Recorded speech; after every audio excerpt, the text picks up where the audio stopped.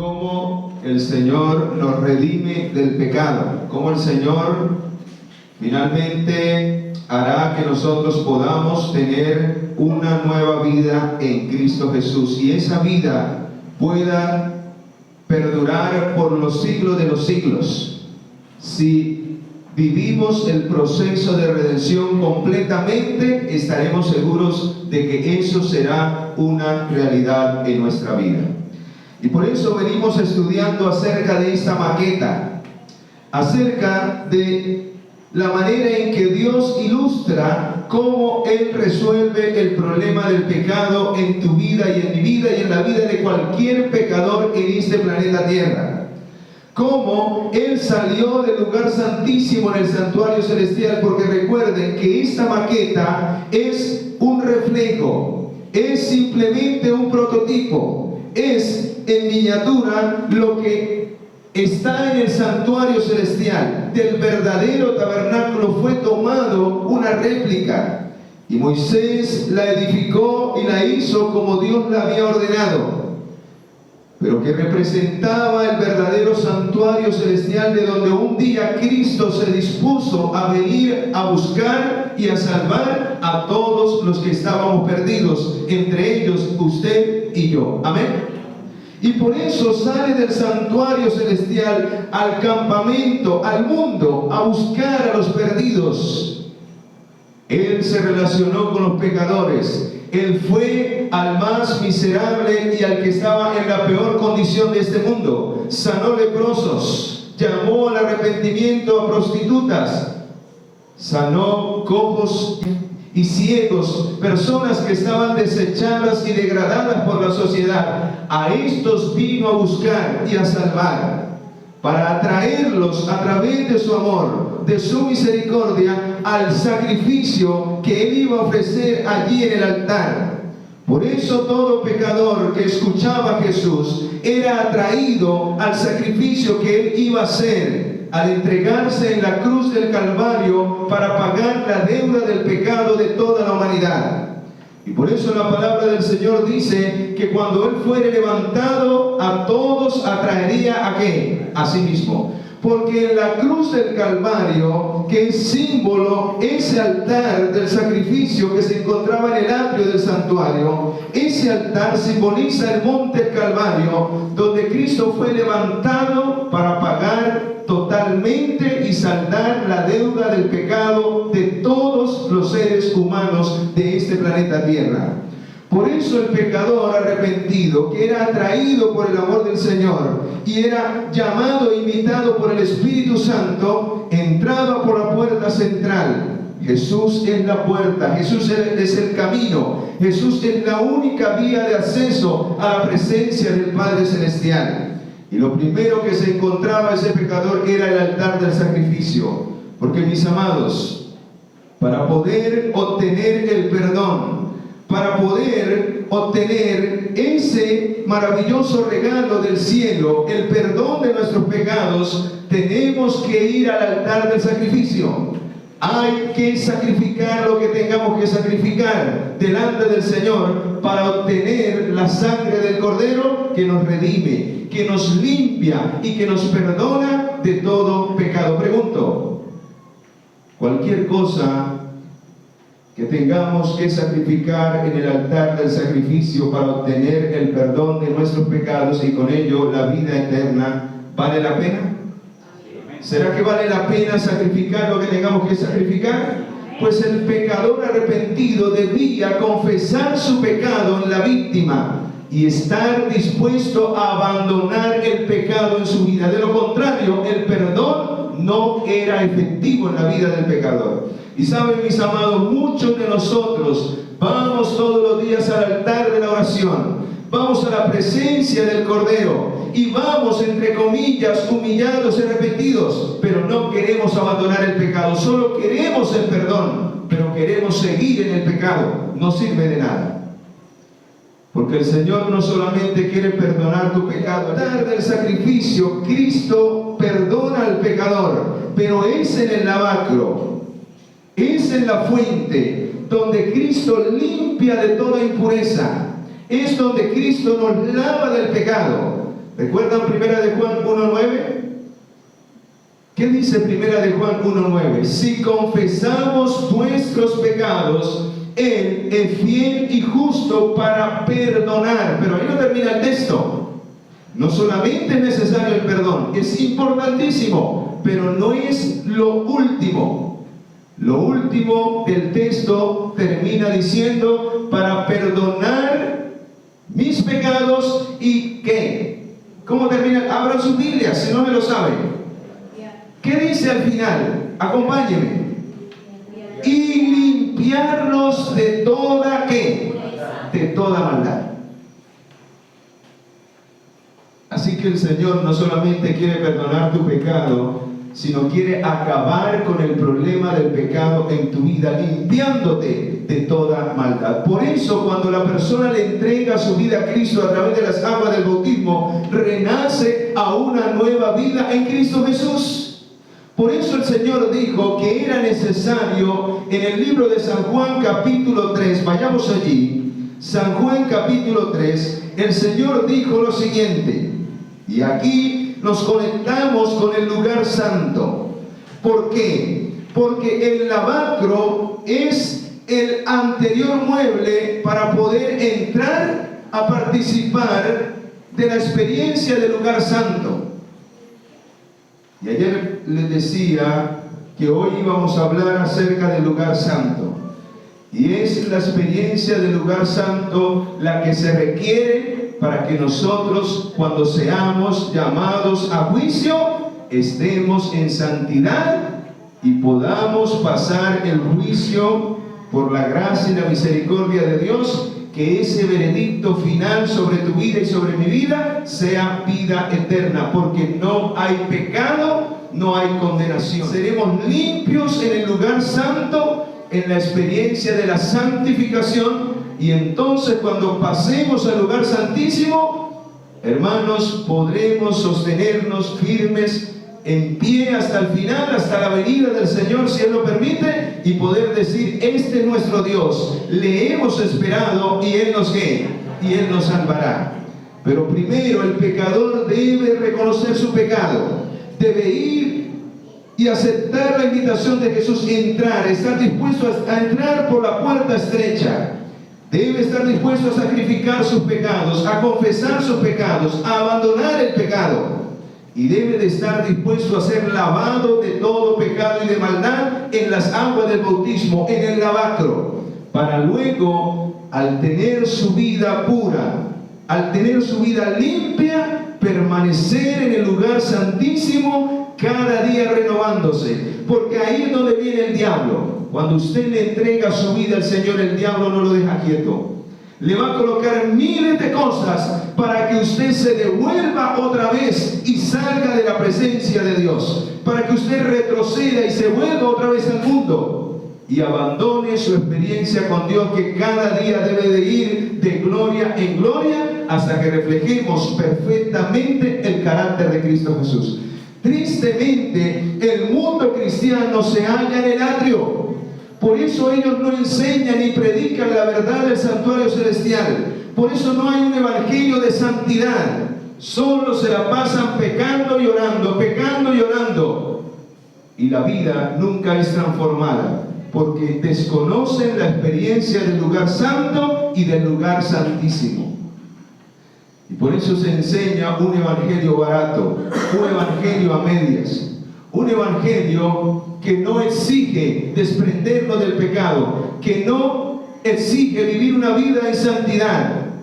Y la palabra del Señor es muy clara. Hay muchísimos textos en donde el Señor dice, sin la santidad nadie podrá ver a Dios. Solo los limpios de corazón verán ¿a quién? Al Señor. ¿Cómo se obtiene esa limpieza total del corazón? Pues allí en el lavacro, ayer estudiábamos que cuando el pecador arrepentido acepta la muerte y la resurrección de Cristo en el bautismo, nace una nueva vida. Pero pregunto, ¿usted ha permanecido así desde el día en que se bautizó? ¿Usted ha permanecido santo, sin ninguna mancha, no ha vuelto a caer en el pecado? No, hermanos, porque ahora allí es implantada la naturaleza divina. Ahora la justicia de Cristo empieza a batallar con la naturaleza carnal.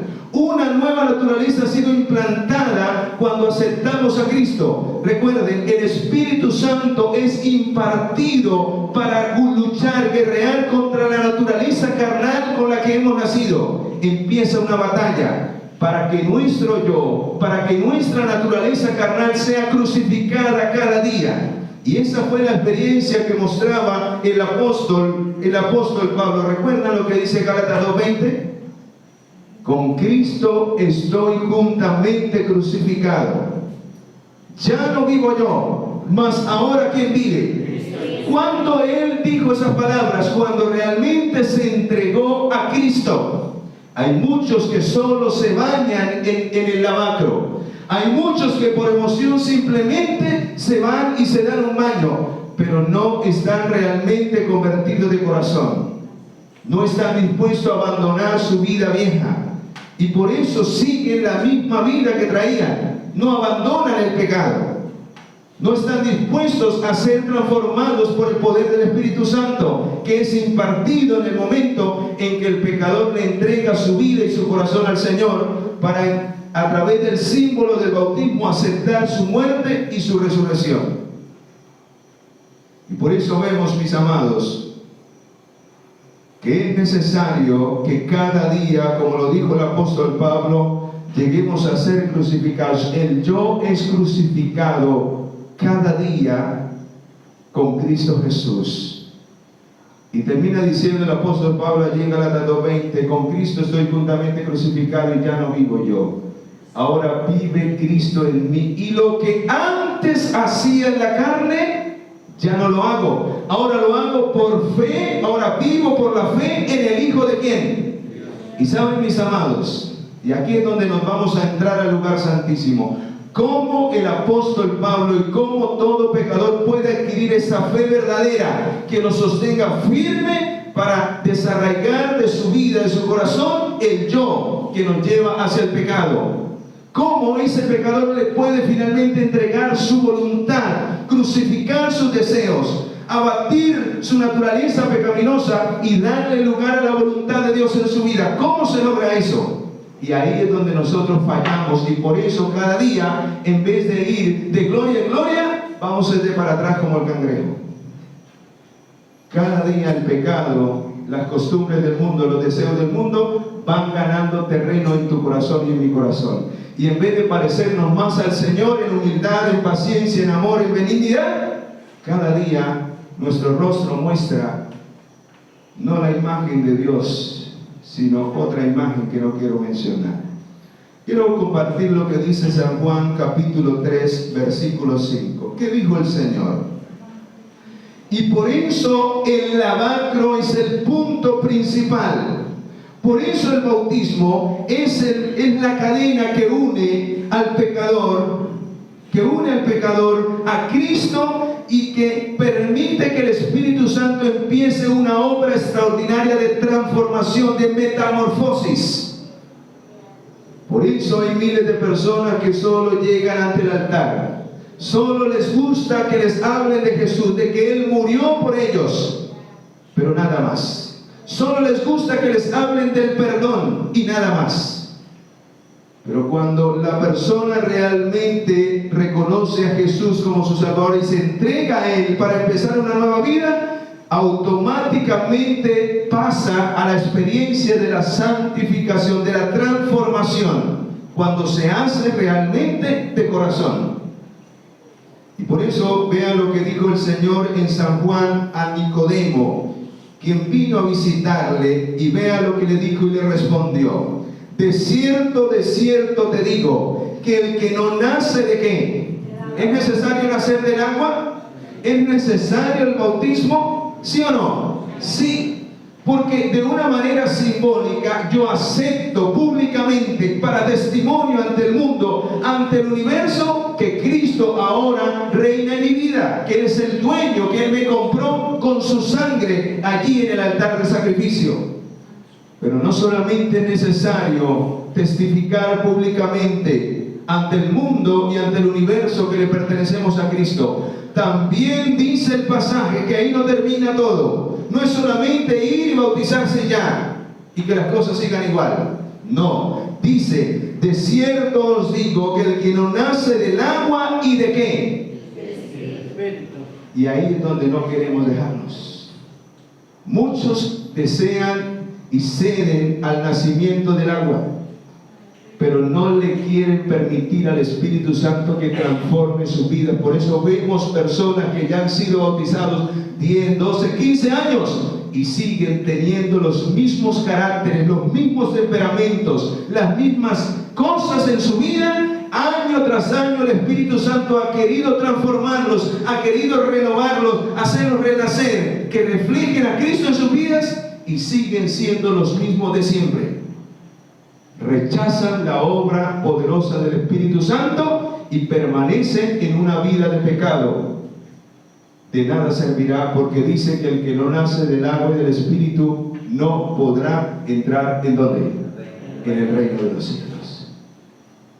Por eso, mis amados, es necesaria ambas cosas. Es necesario nacer del agua, porque el agua, el nacer del agua es mi pacto, mi compromiso con Dios. Por eso muchas personas le rehuyen al matrimonio, porque eso es el bautismo, un matrimonio con Cristo. Nos entregamos a Él, llegamos a ser su esposa porque formamos parte de su iglesia y Él es nuestro marido. Pero a muchos no les gustan los compromisos porque quieren seguir yendo y viniendo, como el que no se quiere casar, porque quiere estar, si no le gusta esta, entonces me voy con esta y no tengo compromisos. Y muchos están así en la vida cristiana, no se quieren comprometer ¿con quién? Con el Señor, porque todavía les gusta y les agrada lo que el mundo les ofrece. Hermano, qué tremendo y qué triste. Cuando el cielo lo dio todo para nuestra salvación, cuando Cristo se ofreció siendo el Rey de Reyes, prefirió humillarse hasta lo sumo para alcanzarnos, prefirió dejar su comodidad, su gloria, prefirió dejar toda la honra y la adoración que le rendían los santos ángeles y los seres de los mundos no caídos, y lo dejó todo para venir a alcanzar al vil y miserable pecador que es usted y que soy yo. Y lo hizo por amor, lo hizo por misericordia, porque en su amor quiere vernos salvos y que algún día podamos estar con Él para siempre. Amén. Y más sin embargo nosotros todavía no queremos aceptar el regalo de Dios. Por eso, en el día final, cuando la gracia y la misericordia se cierre, ya no habrá más oportunidad para el pecador. ¿Saben qué dice la inspiración divina en el conflicto de los siglos, en el último capítulo? Dice que en ese día, los que se pierdan, los que hayan rechazado la misericordia y el amor de Dios, será colocada su vida como en una película, se le dará a conocer y se le mostrará todos los momentos en que Dios llamó al pecador al arrepentimiento y él nunca quiso aceptar a Jesús realmente. Se mostrará todos los momentos en que aquel que un día se bautizó no permitió que el Espíritu Santo transformara su carácter y siguió siendo el mismo cascarrabia, el mismo peleonero, el mismo envidioso, el mismo chismoso, el mismo resentido, y no permitió que esos pecados fueran expulsados de su vida. Exteriormente cambió, pero su corazón no se lo entregó a Cristo para que el Espíritu Santo quitara ese corazón de piedra y colocara un corazón de carne sensible a la voz y al llamado del Espíritu de Dios. Por eso en el bautismo veíamos, hermanos, allí en el atrio, los tres elementos que purifican al pecador del pecado, para poder entrar a vivir la experiencia del lugar santo. El fuego, la sangre y el agua son los tres elementos purificadores del santuario necesarios para que usted y yo podamos vivir en armonía con el Señor. Por eso, en el antiguo pacto, Dios daba a Moisés las tablas de la ley y los testimonios, y esas tablas permanecían allí. Y el Señor dice que hacía que las personas tuvieran la réplica allí en las casas y las enseñase a sus hijos. Estando en la casa, al salir en los frontales de las puertas, en todos lados, debían de tener presente los mandamientos de Dios, la voluntad de Dios. Pero en el nuevo pacto, mis amados, cuando el pecador le entrega su vida al Señor, ya no es necesario de esa manera, porque en el nuevo pacto dice que daré mi ley en su mente y la escribiré en su corazón, y yo seré a ellos por Dios y ellos me serán a mí. ¿Por qué? En el nuevo pacto, a través del poder del Espíritu Santo, que empieza a obrar de una manera poderosa en la vida del pecador arrepentido, el Espíritu graba en su corazón, en letras de fuego, en las dos tablas del corazón, graba su santa ley, la voluntad de Dios para empezar una nueva vida sin pecado. Es la obra del Espíritu Santo, es la obra que es necesaria luego de que el pecador sale del agua. Vean lo que dice Tito capítulo 3 versículo 5. Busquemos Tito capítulo 3 versículo 5. Dice la palabra: nos salvó no por obras de justicia que nosotros hubiéramos hecho, sino por su misericordia. ¿Y por qué? Y por el lavamiento de la regeneración y de la renovación de ¿quién? ¿Quién empieza a obrar de una manera poderosa en el pecador que se entregó a Jesús en las aguas del bautismo? El Espíritu Santo, para lavarnos, limpiarnos de ese pecado que traíamos y renovarnos a imagen de Cristo Jesús. ¿Cuántas personas llevan años y todavía no le han permitido esa obra al Espíritu Santo? Yo recuerdo en cierto lugar donde hace unos años fui a predicar, y pasaron más o menos como 10 años y yo volví otra vez a tener otra campaña allá. Y en esa primera vez que fui, había un hermano que a todo le ponía problema, un temperamento terrible. Y recuerdo que en ese tiempo se opuso a la obra de Dios en ciertas cosas. Y yo le dije a la iglesia: hermanos, oremos para que el Espíritu Santo pueda transformar ese carácter, porque nació del agua, pero no ha permitido que el Espíritu Santo lo renueve, lo cambie. Y hermanos, pasaron 10 años y el hermano seguía allá en la misma iglesia. Yo volví. Y qué tremendo, 10 años. Y todavía no le había permitido la misma situación, el mismo carácter.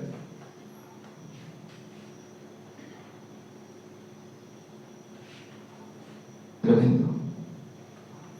La pregunta en esta noche es: ¿cómo estaremos nosotros? ¿Qué cosas todavía no le hemos permitido al Espíritu Santo que transforme nuestras vidas? ¿Todavía existe el chisme en nuestros labios? ¿Todavía están allí pensamientos que no deben de estar? ¿Todavía el mal genio brota? ¿Qué testimonio estamos dando a quienes nos rodean? ¿Realmente Cristo vive en nosotros? Cada día permitimos que el yo sea crucificado. Cada día nos negamos a nuestros deseos e inclinaciones para que la voluntad de Cristo reine en mi vida. Pues esa es la obra que el Espíritu Santo quiere hacer en tu vida desde el día en que tú decidiste entregarle tu vida al Señor. Y si hay alguien en esta noche que no le ha entregado su vida al Señor, tú nunca vencerás esas cosas a menos que le entregues la vida al Señor y que el Espíritu Santo empiece a obrar en tu vida una transformación. Nadie puede vencer sin la ayuda y el poder del Espíritu de Dios. Para eso es impartido en el momento en que el pecador acepta a Jesús en el lavacro. El fuego del Espíritu Santo, la justicia impartida, como la llama la mensajera del Señor, desciende con poder en la vida del pecador para hacer una metamorfosis, una transformación, para pasar realmente de muerte a vida. Porque el Señor dice en su palabra en San Juan 10:10: yo he venido para que tengan vida y para que la tengan ¿en qué? Hay muchos cristianos que se llaman cristianos, pero que viven vidas miserables. No tienen paz en el corazón, porque todavía no le han permitido al Señor transformar su carácter para que los frutos del Espíritu Santo broten: el amor, la paciencia, la benignidad, la templanza, la fe, la mansedumbre. ¿Se ve eso en nosotros? Eso significa que el Espíritu de Dios está obrando un nuevo nacimiento en tu vida y en mi vida. Pero la pregunta es, ¿cómo lo hace el Espíritu? Y para eso, mis amados, está el lugar santo. La experiencia del lugar santo es vital.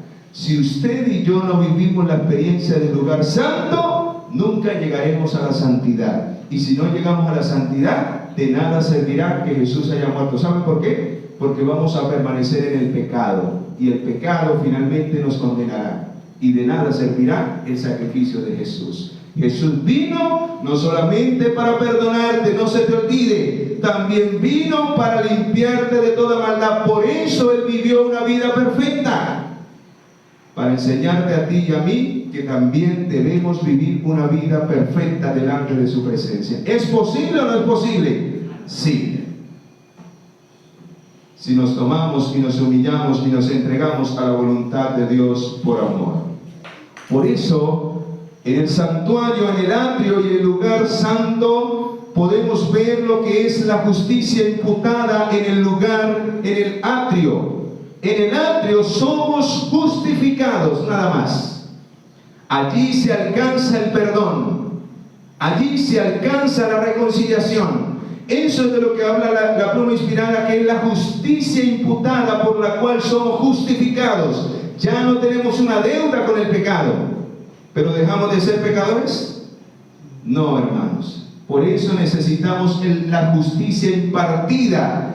La justicia por la cual somos santificados es impartida y es a través de la obra del Espíritu Santo. El Señor envía su Espíritu y a través de su Espíritu nos imparte su justicia para que ya el poder del pecado no reine en mi vida, sino ahora reine el poder ¿de quién? De Cristo, para vivir una vida santa. Por eso, queridos, si no vivimos este proceso, seremos y seguiremos siendo pecadores, aunque ya le hayamos entregado nuestra vida al Señor y hayamos nacido solo del agua. Necesitamos nacer del Espíritu. ¿Por qué? Porque la primera parte que se hace de una manera figurativa en el atrio es nuestro derecho al cielo.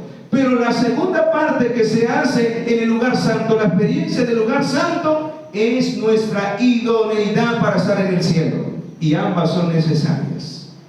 Yo no puedo entrar con mis trapos de inmundicia, con mi vida de pecado, si no he abandonado y he permitido que el Señor me revista con el traje de su justicia, de su perfección. La fiesta de las bodas, ¿recuerdan? Que allá se había infiltrado uno que no traía el traje ¿de qué?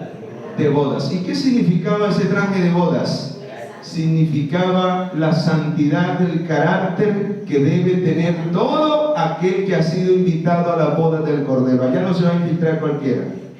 Debe de llevar el carácter de Cristo Jesús. Y para obtener el carácter de Cristo Jesús es necesaria la justicia impartida. El Señor cada día nos reviste de su santidad, para que el pecado sea expulsado para siempre en tu vida y mi vida. Y por eso la obra del lugar santo, en la cual vamos a hablar hoy, mañana y el jueves, así que no se la pierda. Si usted quiere alcanzar la santidad, si usted quiere ver al Señor y estar en el cielo, hermano, no se puede perder esos tres temas, porque vamos a hablar de tres muebles que se encontraban en el lugar santo. A la derecha, cuando el pecador entraba, por medio de la fe, a través de la sangre que llevaba el sacerdote, dice que se encontraba la mesa de los panes de la proposición.